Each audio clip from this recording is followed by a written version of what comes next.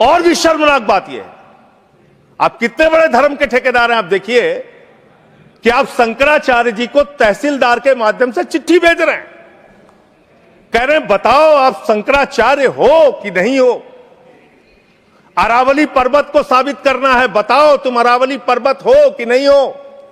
दिल्ली की जहरीली हवाओं को साबित करना है, बताओ हवाओं तुम जहरीली हो कि नहीं हो। इस देश के मतदाताओं को साबित करना है, बताओ तुम भारत के नागरिक हो कि नहीं हो। और शंकराचार्य जी को साबित करना है, बताओ आप शंकराचार्य हो कि नहीं हो। जो लोग अभी तक 12 साल में अपनी डिग्री नहीं दिखा पाए, वो शंकराचार्य से शंकराचार्य होने का प्रमाण मांग रहे हैं। यह है आपकी धार्मिक ठेकेदारी। इस तरह से आप धर्म की ठेकेदारी करना चाहते हैं तो देश के अंदर नफरत फैलाकर जो आप राजनीति कर रहे हैं, लोगों के हक को मार के जो आप राजनीति कर रहे हैं, इसका कोई बहुत देश के विकास, कम से कम विकसित भारत आपकी इस विचारधारा, इस सोच से तो नहीं बन सकता। विकसित भारत के लिए यह विचारधारा आपकी काम नहीं करेगी। नफरत फैलाओ और राज करो की, अंग्रेजों की जो विचारधारा थी, बांटो और राज करो की जो विचारधारा थी, उससे नहीं बन सकता। मान्यवर, बात कर लें विदेश नीति की। विश्व गुरु बनने की बात करते हैं प्रधानमंत्री जी, पूरे दुनिया में उनका डंका पीटा जा रहा है। हमने देखा किस तरह से अमेरिका से भारतीयों को हाथ में हथकड़ी, पैरों में बेड़ी बांध के अमृतसर पहुंचाया गया।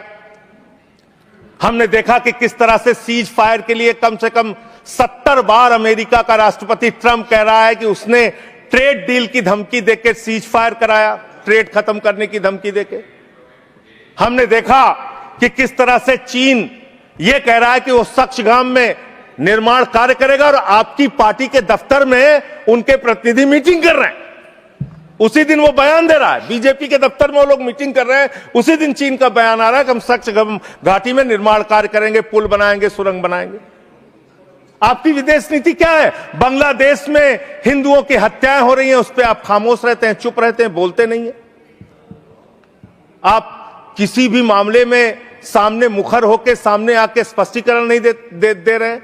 अभी एक एप्स्टीन फाइल की चर्चा हो रही है पूरी दुनिया में, उसके बारे में भारत के प्रधानमंत्री को आरोपित किया गया, उसके बारे में सरकार को स्पष्टीकरण देना चाहिए। तथ्य के कोई चीज को बोलना, मैं कह रहा हूं स्पष्टीकरण देना चाहिए। आपके पास कोई तथ्य है तो आप सर, अगर कोई मैं ये कह रहा हूं मान्यवर, संसद है, इसमें अगर आपके पास कोई स्पष्टीकरण तो देना चाहिए। अगर कोई आरोप लग रहा है, हमारे देश का अपमान है मान्यवर। इनके बोलने के बाद मैं आपको समय देता हूं। आप कैसा काम करना चाहते हैं? खत्म होने से बाद देता हूं। अरे भाई, आपके भारत के प्रधानमंत्री पे आरोप लग रहा है, आप लोग उस आरोप का जवाब नहीं देना चाहते। भारत के प्रधानमंत्री पे आरोप लग रहा है, नहीं तथ्य के बगैर होगा तो आप नहीं लगा सकते। तथ्य के विपरीत अगर आप बोलेंगे तो आपका यह चीज नोट नहीं किया जाएगा। तो मैं ये कह रहा हूं मान्यवर, देश व्यवस्थाओं से चलेगी। यहां बैठे हैं जावेद भाई, संभल के अंदर एक जज ने न्याय का फैसला दिया और उस जज का ट्रांसफर कर दिया जाता है। यह जुडिशरी की हालत आपने कर दी है, यह कर दिया आपने।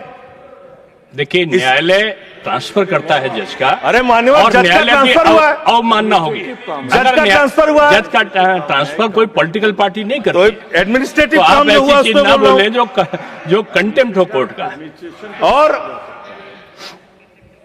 इस तरह से एफआईआर दर्ज करके, लोगों के दबा के, लोगों के अधिकारों को छीन के, हमारी पार्टी के तो खैर पीछे ही पड़े हुए हैं आप लोग। चैतर बसेवा एक आदिवासी नेता हैं, उनको गिरफ्तार करके आपने 3 बार गुजरात के अंदर जेल में डाल दिया।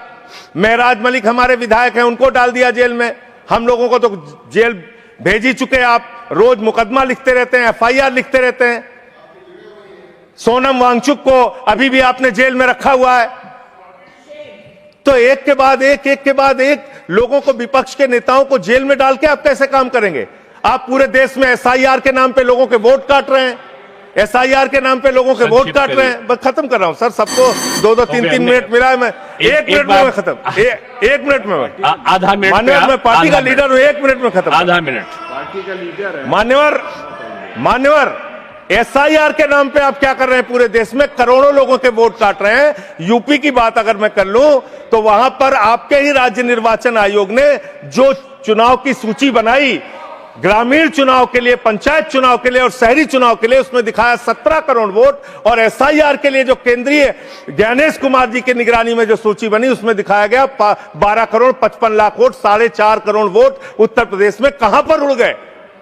और आप कह रहे हैं हर बूथ पे 200 वोट बनाएंगे तो 3.5 करोड़ वोट आप ऐसे ही बना लेंगे।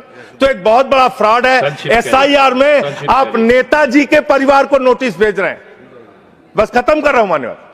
एसआईआर में आप नेताजी सुभाष चंद्र बोस के परिवार को नोटिस भेज रहे हैं, नोबेल पुरस्कार विजेता अमर्त्य सेन को नोटिस भेज रहे हैं, पूर्व एडमिरल को नोटिस भेज रहे हैं। अब कैसा एसआईआर करा रहे हैं? ये एसआईआर नहीं है, चुनावी घोटाला है। मैं कहना चाहता हूं। बहुत बहुत धन्यवाद। सुधांशु त्रिवेदी जी, एक मिनट में फाइल का जिक्र हुआ, एक विकृत यौन मानसिकता के सजाए याफ्ता अपराधी का जिक्र इस संसद के पावन पटल के ऊपर करना इनकी विकृत और विक्षिप्त मानसिकता का प्रतीक है।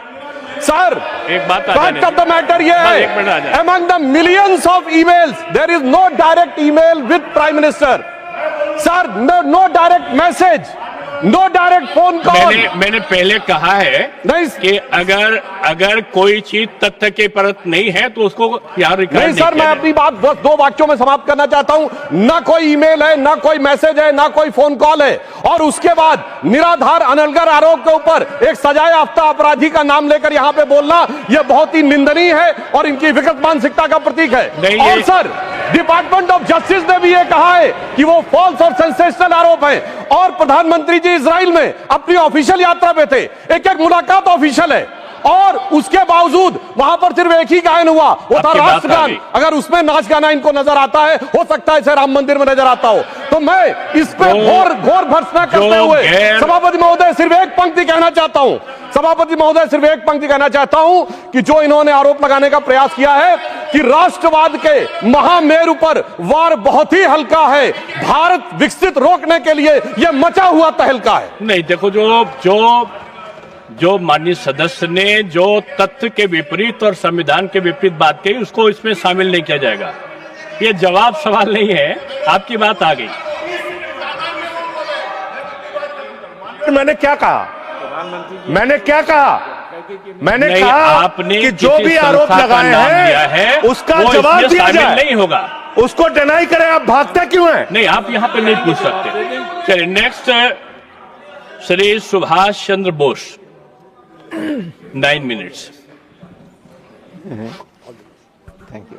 धर्म में भी धंधा करना है, हर जगह धर्म के नाम पे भी धंधा करना है, वो काम आप वहां पे कर रहे हैं।